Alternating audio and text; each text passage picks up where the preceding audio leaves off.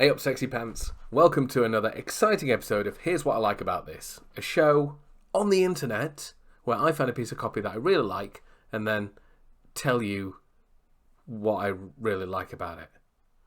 Probably didn't need to explain that.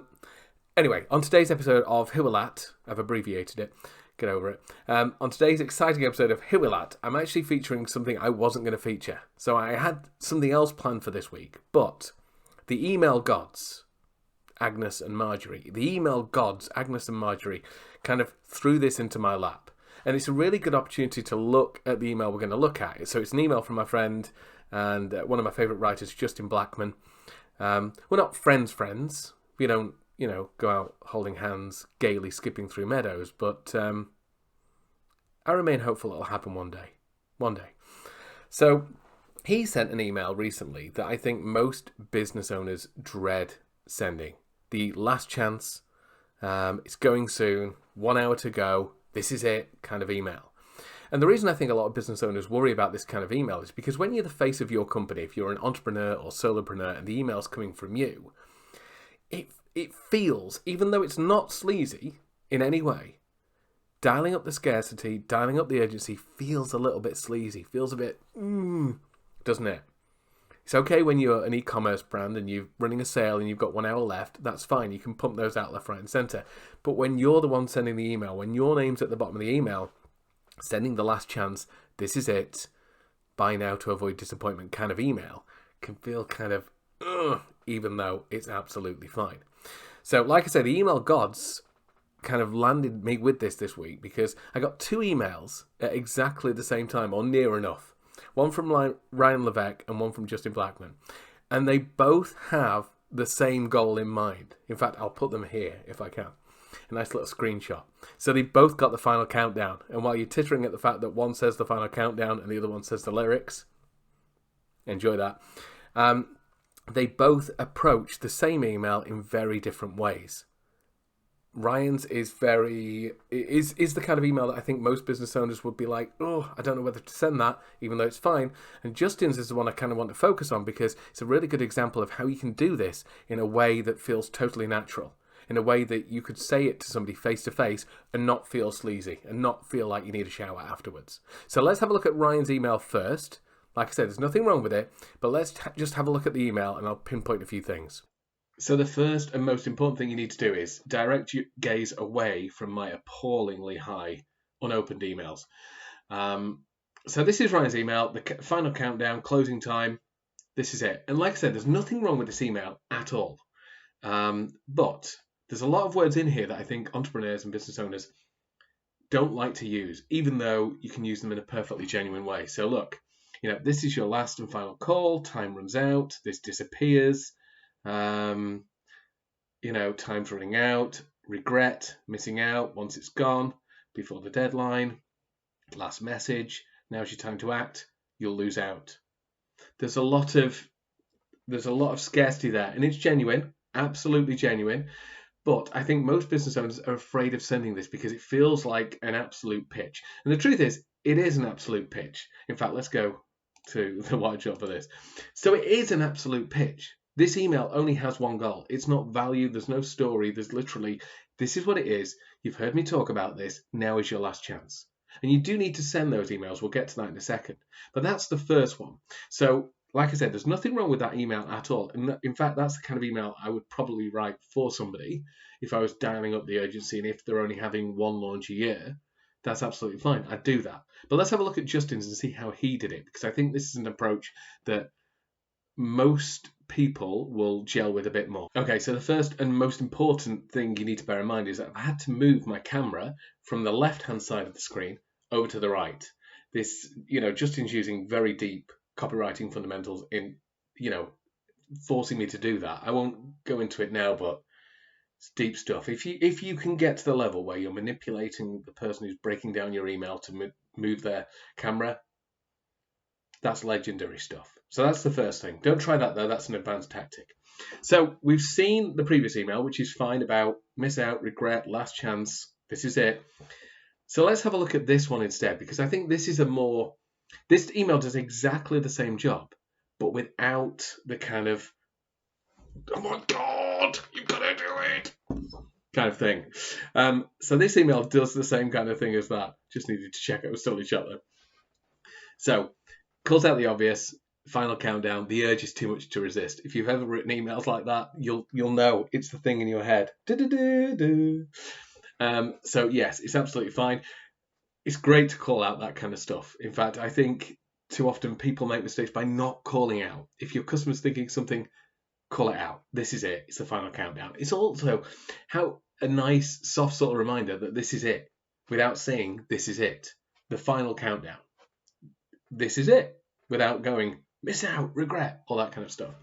I'll spare you the lyrics, but the tune in the subject line is to let you know that there's 1 hour until the doors close for Write Like Anyone. And that is the key of the entire message. Is like, just to let you know, there's 1 hour left. And the next line, by now you know the deal, so I'll just leave you the links and be on my way.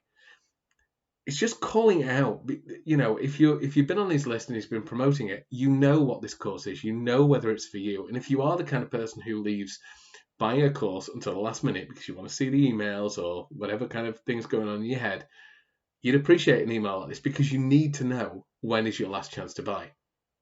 There will be people on your list that wait until the last email. They won't buy if you don't send them this last chance email. They need to be told this is it. But you can say this is it in lots of different ways. By using the final countdown, by having this kind of friendly approach, just to let you know there's 1 hour left. Right, I haven't got long now. This is the thing of the entire thing. So you know the deal. I'll leave the links beyond the way, and there are the links below. And here's the other thing I really like about this. A lot of people worry about dialing up scarcity and urgency. This is never going to be this cheap again. I'm not going to offer this for another bazillion years. But very often as business owners, I'm not that good at planning, for example. You know, I'm not the kind of person that has my entire content calendar planned out until 2025. Unless you're talking military time, 25 past 8, in which case I'm still not that person, okay? So I use this all the time. All I can say, I can't say that it won't be available until March the 15th, 2079. I can't do that. I'm not that organized. But what I can say is I have no idea when I'm going to make this available again. And that's fine to do that. The doors close tonight. This is your chance. It's not available until a certain date. Don't worry about being vague with stuff, but be clear. I don't know when I'll offer this again.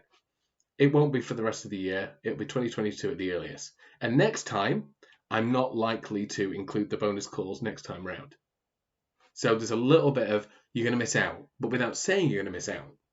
And there's a whole bunch of ways you can do that. As Justin's done it here. I'm probably not going to offer the live calls next time round. And you go, I really want those live calls. Now is the chance. So he's making it obvious that you need to buy now to get the most out of this. It's like when if you buy a car and it's a lower model and there's a switch, but it hasn't got a label on it.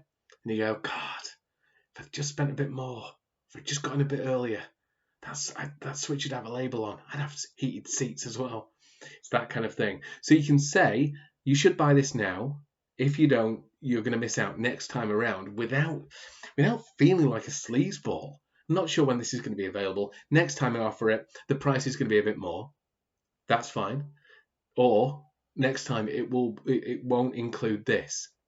So as a way of making, tapping into scarcity, tapping into urgency without having, this is it, final call, disappointment, you'll regret this for the rest of your life. This is your one chance. Don't need to do that. Justin's done it absolutely perfectly here. And the good thing is, the goal of this email is so simple. You've got 1 hour left. This is for you, just to let you know. And you've got to tell people this. You have to tell people it. It feels slimy using scarcity and urgency, but you owe it to your customers to be straight with them. So if Justin's not offering this, he's not sure when he's going to offer it, he should say that, and he has done. And if he's not going to offer the same thing next time around, or if it's going to be more expensive, or there's going to be no bonus live calls, he should say that. He's being clear and direct and honest with his customers. How cheated would they be if they said, oh, you know what, I could get it this time around, but I'm going to wait till next time. And the next time came around and there was no bonus calls and he'd not mentioned it. His customers go, oh, if I'd have known that, I would have bought it last time. And they feel like robbed. So be straight up with your customers. Don't be afraid to say, this is your one chance to get this. I did this with Sent. It was like the first time around, it was, this is your only chance to get personal feedback. It's going away next time.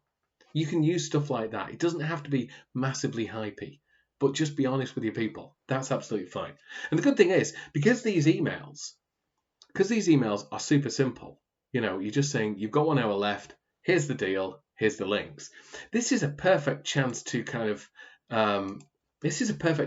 put some personality into your emails. Like Justin's done there. How would he say this? How would I say this? If you're looking for a chance to add some fun and a bit of you to your emails, the last call email is a great place to start. I quite like writing last chance emails.